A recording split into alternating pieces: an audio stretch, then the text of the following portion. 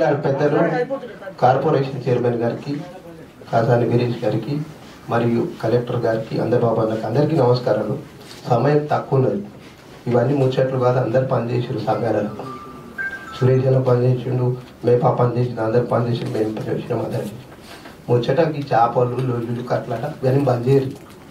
ఒకటే బీసీడీ నుంచి బీసీ ప్రణాళిక సిద్ధం చేసి కార్పొరేషన్ ఓ చైర్మన్ పార్టీ నుండి, కాంగ్రెస్ పార్టీ నుండి ఇట్లాంటి సభలు పెడితే రేపు ఎల్లుడు ఉడవిక్తారు, ఉన్నది పోతుంది ఉంచుకున్నారు. ఆయన తలుచుకుంటే మంచిగా సీఎంతో తిరిగిన చెప్పేది ఏం అర్థం కాదు. చేపలు ఉన్నాయి, ఇన్ని చేపలు లెక్కలు నా దగ్గర ఉన్నాయి. రేపటి సంది యూట్యూబ్లో పెడతా చూసుకోరు.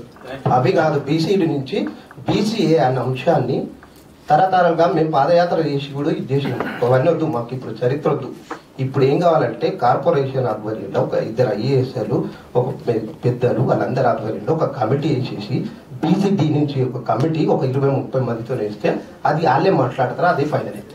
చేపల గురించి చేస్తే ఒక నిమిషం అన్న, చేపల గురించి చేస్తే గా సీనన్ను పుట్టిరాజు గాలను ఒక 20 మందిని వేస్తే గాలే మాట్లాడతారు.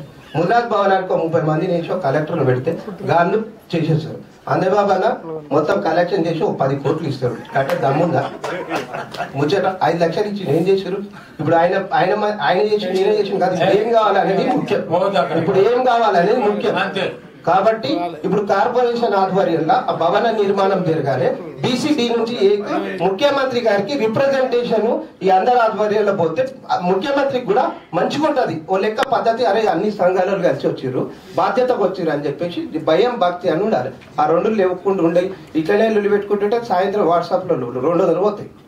కాబట్టి దయచేసి ఉన్న కాడికి 3 సంవత్సరం చేసి రాజకీయం అదే వస్తుంది. ఎవరు కొట్లాడితే వాళ్ళకి వస్తుంది. రాజకీయం పెట్టుతుంది. మన పిల్లల భవిష్యత్తు గురించి బీసీడీ నుంచి ఒకటి మత్స్య పారిశ్రామిక ఆ భవనం కట్టాలి. ఆ భవనం కడితే 1,00,000 మంది చదువుకుంటారు. గది ఆలోచిస్తలేరు. మా చేపలు ఉన్నాయి, అవి అవన్నీ ఎందుకు?